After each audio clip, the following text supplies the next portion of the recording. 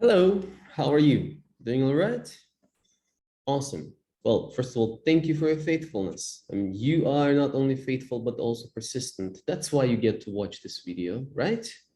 Yeah, thank you for that. Today, we are continuing the story of David. Now, David is victorious in everything that he does. He is successful. God blessed him. After the victories, David returned to the court of Saul as before to play the harp. He's still that boy who plays the harp, so Saul would feel better. But jealousy and grudges die hard unless repented of, and Saul is very jealous of David because of all the songs that people sing about him. David conquered tens of thousands, but Saul only thousands. So they compare them, and now he is envious and he hates David. Once more, the evil spirit incited Saul against David, and he threw his spear. Thung! David barely escaped.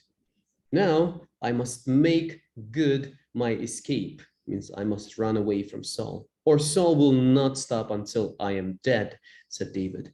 Go, surround the house where David and my daughter live. In the morning, take him by surprise and kill him, says Saul. They plan to kill David. If you don't run for your life tonight, says his wife, tomorrow you'll be killed. And his wife really cares for him. That's why she said that. I will call for you when I can. She says, I'll give you a call later, talk to you later. And she says, I will stall my father as long as I can. Call for you doesn't mean that I will call you. No, I will ask you to come and join me when I can. I'll visit you when I can. I'll call on you. So she puts some dummy in the bed and covers it with a blanket. So it looks like David is sleeping. The next morning, he is ill. He's not feeling well. That's why I covered his whole body with a blanket as if he were dead. Funny. And they come back to Saul and tell him, he's sick. He's not feeling well. I don't care if he's sick, says Saul. Bring him to me in his bed that I may kill him. So they go back. They uncover and see the little dummy statue inside.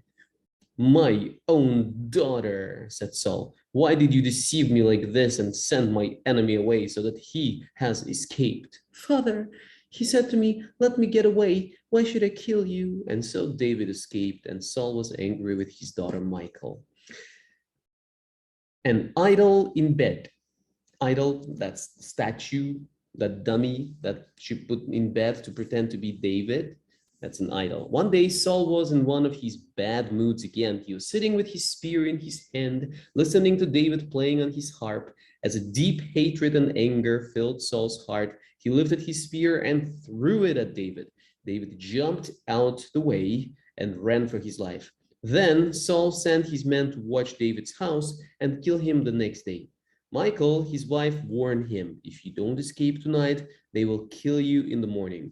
Then she helped David escape through a high window and put a life-sized idol in his bed. When Saul's men came to get David, Michal told them that he was sick. But when the men went back to tell Saul, he said, carry him here in his bed so that I can kill him. So the men went back to fetch David and discovered that it was only an idol in the bed. Saul was furious that his own daughter had tricked him and that she had let David escape. The question, was David afraid of Saul? David had not been afraid to face Goliath, the giant, who was far bigger and fiercer than King Saul. If David had the courage to face Goliath, why was he so afraid of someone like Saul? Why? Why would he run away from him?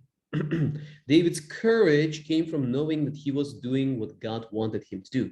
When he faced Goliath, there was no doubt in his mind about what God wanted him to do. Goliath was an enemy. God wanted him to fight the enemy, right? David also knew that although God had chosen him to be the next king, right? David was supposed to become the king in the future. His time to rule had not yet come. It wasn't the right time yet. He knew that. He was not going to take over from God and do things on his own, as Saul had done. David decided to wait for God's timing. He said, God's timing is perfect. It's not my will. It's what God wants me to do. His plan is better than my plan. His thoughts are higher than my thoughts.